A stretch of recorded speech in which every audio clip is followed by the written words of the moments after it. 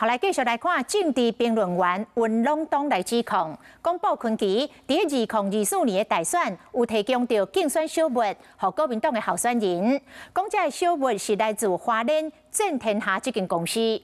台北市议员张小平证实，讲伊确实是有收到鲍坤奇所送的1万份的竞选小物，但是根据着监察院申报的资料，包括当时的总统候选人侯友宜在内。 有超过20个国民党的候选人，拢是用买的，甲张小平所讲的用送的有出入。温隆东质疑这案情无单纯。鲍坤奇办公室回应讲，一切合法。这套整改收容组背后因候选人张小平的名字和竞选的标记。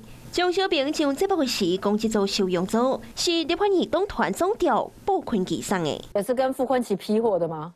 没有，我没有跟我收钱啊，送我的、啊。对啊。送你几组？1万吧，助理打给我嘛，说这个就要送东西来嘛。我就问他，我也是老江湖，这个多少钱啊？30块以上可能就不行。他说20几块。是讲这摆政治评论员温隆东打出着那样2024年大选申报资料。 这个收容组来自正天下整合行销公司，包括着总统候选人侯友宜在内，超过20位那样候选人，拢有申报和这间公司买竞选的小本，金额对5000块到50万不等，甲张小平的讲法不同。依法申报，也有单据啊，欢迎来查。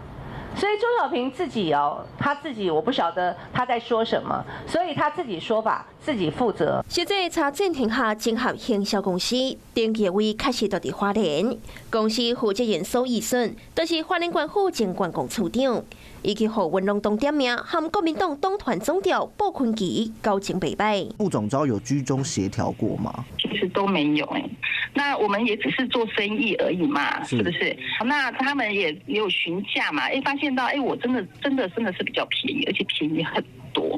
所谓的免费提供，我真的不清楚。面对着这个，正天下负责人强调是找朋友看线，不是鲍坤奇斗相共。鲍坤奇的办公室也强调一切无合法。Hello， 我是蒋欣梅。想要抢先掌握最及时的新闻资讯吗？赶快订阅、按赞、开启小铃铛，锁定华视新闻 YouTube 频道。